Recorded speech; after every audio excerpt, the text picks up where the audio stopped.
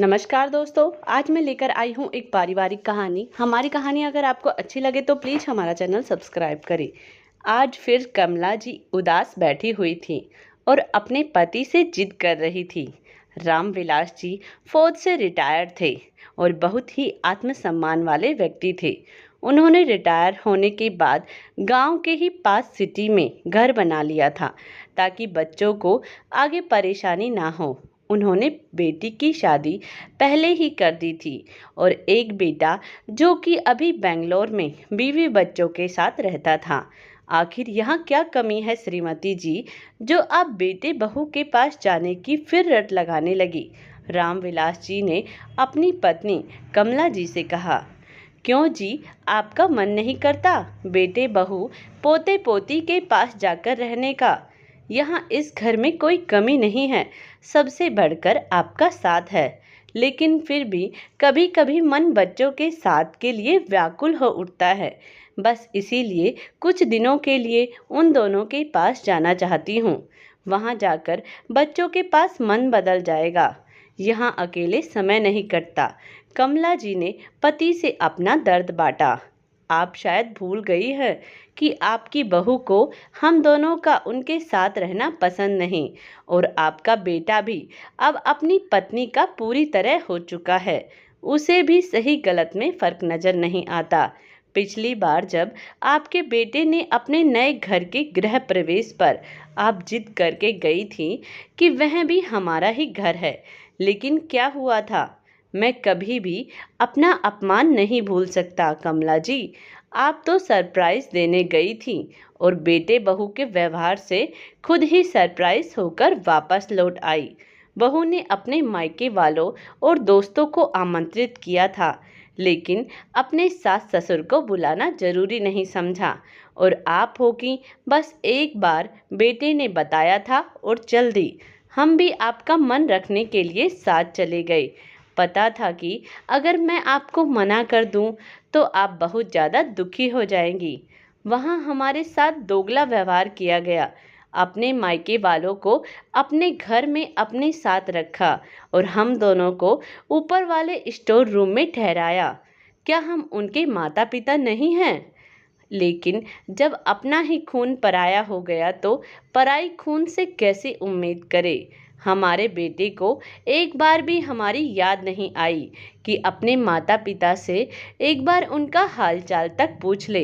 आपको याद है, सुबह हम दोनों को ही नहाने के बाद जल्दी चाय नाश्ते की आदत है, लेकिन हमारा बेटा जो बचपन से अपनी माता पिता की दिनचर्या से अच्छी तरह वाकिफ है, उसने भी एक बार चाय नाश्ते के लिए आवाज़ देना जरूरी नहीं समझा।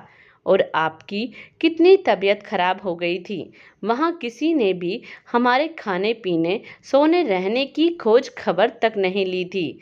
उन लोगों को देखकर ही पता चल रहा था कि हम उनके लिए अनचाहे मेहमान हैं।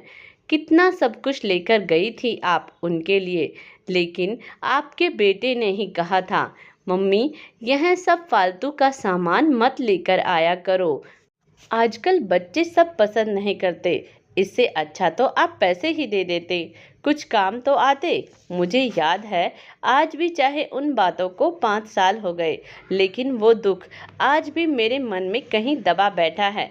वहाँ किसी के लिए आपकी भावनाओं का कोई मूल्य नहीं।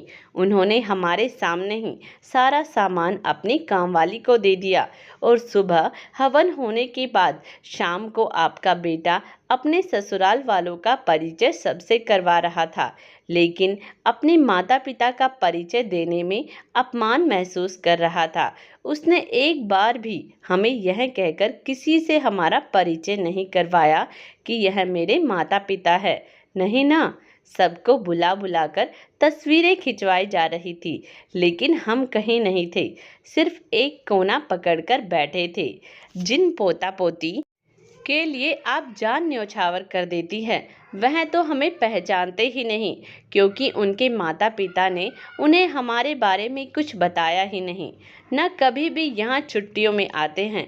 बस अपने पसंद की लड़की से जब शादी की थी तो मिलवाने ही लाया था।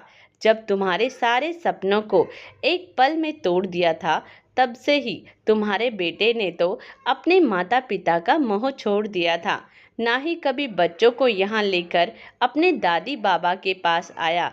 ऐसा क्यों होता है? जन्म देने वाले माता पिता ही घर में बेकार पड़े सामान से ज़्यादा गए गुजरे हो जाते हैं। आप भूल सकती हैं वक्त के साथ, लेकिन मैं हम दोनों का अपमान कभी नहीं भूलूंगा। कभी कभी तो लगता है ऐसे औलाद से हम भी बे औलाद ही रहते तो इतनी तकलीफ नहीं होती। अब हम दोनों में से कोई वहाँ नहीं जाएगा। मैं आपका दिल दुखाना नहीं चाहता, इसीलिए मना कर रहा हूँ। यहाँ इस घर में हम अपनी मर्जी के मालिक हैं, कोई हमें रोकने वाला नहीं। वहाँ एक कप चाय के लिए भी तरसना पड़ता है। जिन बच्चों ने हमें 2 रोटी के लिए तरसा दिया, जिन्हें हम अपने निवाले भी खिला देते थे। आपका समय नहीं कटता तो समय काटने के लिए बहुत तरीके हैं। बाहर निकलिए, सत्संग भजन जाया कीजिए, शाम को पार्क में चली जाइए। अपने बच्चों का साथ ही जरूरी नहीं होता, सबसे बड़ा होता है अपना आत्मसम्मान, और उसके साथ हम कोई समझौता नहीं करेंगे और ना ही आपको करने देंगे। जब बच्चों को हमारी ज़रूरत होगी तो वो खुद ही आएंगे। हम वहाँ अपना अपमान करवाने नहीं जाएंगे। हम यहाँ अपने घर में बहुत सुखी हैं, और जहाँ हमारा आत्मसम्मान जिंदा रहेगा। अपने आत्मसम्मान से बढ़कर मुझे कुछ भी प्यारा नहीं, बच्चे भी नहीं, कहते हुए रामविलास जी की आंखों में दृढ़ निश्चय की चमक थी। उन्हें देखकर कमला जी को भी पुराने घाव सब ताज़ा हो गए थे, और उन्होंने अपने पति के फैसले का साथ देते हुए बेटे के घर जाने की जिद को छोड़ दिया, क्योंकि जहाँ सम्मान नहीं वहाँ जाना नहीं, फिर चाहे अपने बच्चे ही क्यों ना हो। दोस्तों, इस कहानी के बारे में अपने विचार कमेंट्स बॉक्स में ज़रूर दें, और प्लीज़ हमारा चैनल सब्सक्राइब करें। धन्यवाद।